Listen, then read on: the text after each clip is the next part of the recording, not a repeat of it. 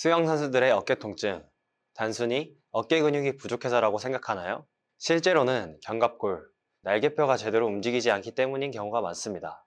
견갑골은 팔의 움직임을 만들어주는 기반이자 어깨가 부드럽게 움직이도록 도와주는 축 역할을 합니다. 팔은 올라갈 수 있어도 어깨 관절이 혼자서 모든 부담을 감당하게 됩니다. 이런 상태가 반복되면 결국 통증과 불균형이 생기죠. 수영 선수에게 필요한 견갑골에 대해서 더 자세히 알고 싶다면 지난 영상을 참고해주세요. 오늘은 견갑골이 제대로 움직이고 있는지, 제 기능을 하고 있는지를 확인할 수 있는 방법들을 보여드리겠습니다.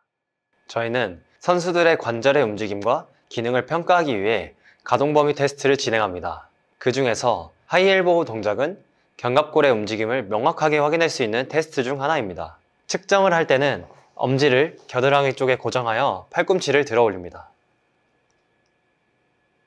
우리가 일반적으로 팔을 쭉 편 상태에서 옆으로 들어 올릴 때는 어깨 관절이 견갑골과 연동되어 함께 움직입니다. 이때는 견갑골이 제 기능을 하지 않아도 어깨 관절과 주변 근육의 보상작용으로 팔을 들어 올릴 수 있습니다.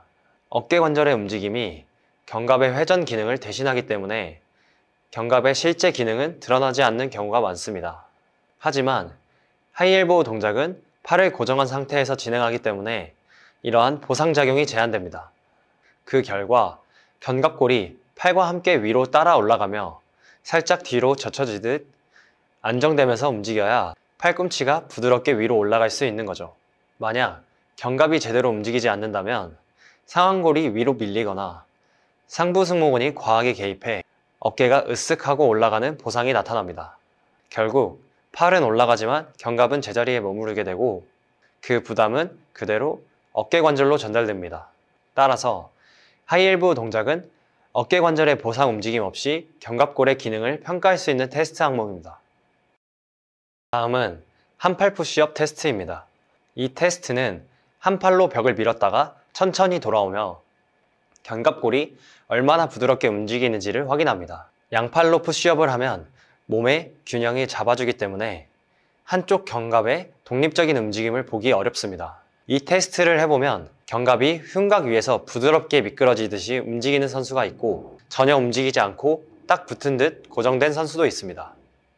견갑은 몸통에 붙어서 고정되어 있는 뼈가 아니라 몸통 위에서 앞뒤로 움직이고 위아래로 미끄러지며 어깨의 안정성을 만들어주는 역할을 합니다. 이 움직임이 자연스럽게 나올수록 어깨 관절이 부담을 덜 느끼고 부드럽게 움직일 수 있는 거죠. 반대로 견갑의 움직임이 부족하거나 활성화되어 있지 않다면 그 부담은 그대로 어깨와 주변 근육들이 감당하게 됩니다. 마지막으로 어깨 근력 검사를 진행합니다. 이 검사는 내외전, 외회전, 하부 승모근, 중부 승모근 4가지 방향에서 근력을 측정합니다. 내외전과 외회전은 어깨가 움직일 때 중심이 얼마나 안정적으로 유지되는지를 보는 검사입니다. 그리고 하부 승모근과 중부 승모근은 견갑골이 아래로 내려가고 뒤로 당겨질 때 얼마나 안정적으로 움직이는지를 확인합니다. 이 검사에서는 단순히 힘이 세냐, 약하냐를 보는 것이 아니라 견갑이 움직이는 동안 어깨 주변 근육들이 서로 얼마나 잘 협력하고 있는가를 확인하는 과정입니다. 예를 들어 견갑골이 안정적으로 움직이면 어깨 안쪽의 작은 근육들이 과하게 긴장하지 않고 어깨의 큰 근육들이 힘을 자연스럽게 분배할 수 있습니다. 하지만 견갑골이 제대로 움직이지 않고 좌우 균형이 깨져 있으면 한쪽이 더 약하거나 힘의 차이가 크게 나타납니다. 이 선수는 자유형의 주종목인 선수로 스트로크를 돌릴 때 좌우의 차이가 느껴진다고 했습니다.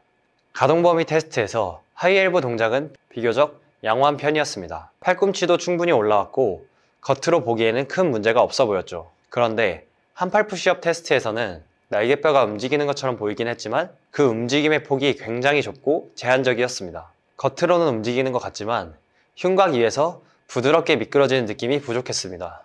어깨 근력 검사에서도 근력 수치가 낮은 편이었습니다. 특히 중부, 하부 승모근이 약해 견갑이 뒤로 당겨지거나 아래로 내려가는 힘이 부족했습니다. 그래서 이 선수에게는 견갑골의 움직임을 스스로 느끼는 감각 훈련과 하부 승모근, 정거근 등 견갑 안정화 근육 강화에 초점을 맞췄습니다. 훈련을 지속한 뒤 한팔 푸시업을 다시 진행하니 견갑의 움직임이 훨씬 넓어지고 움직임도 부드럽게 변했습니다.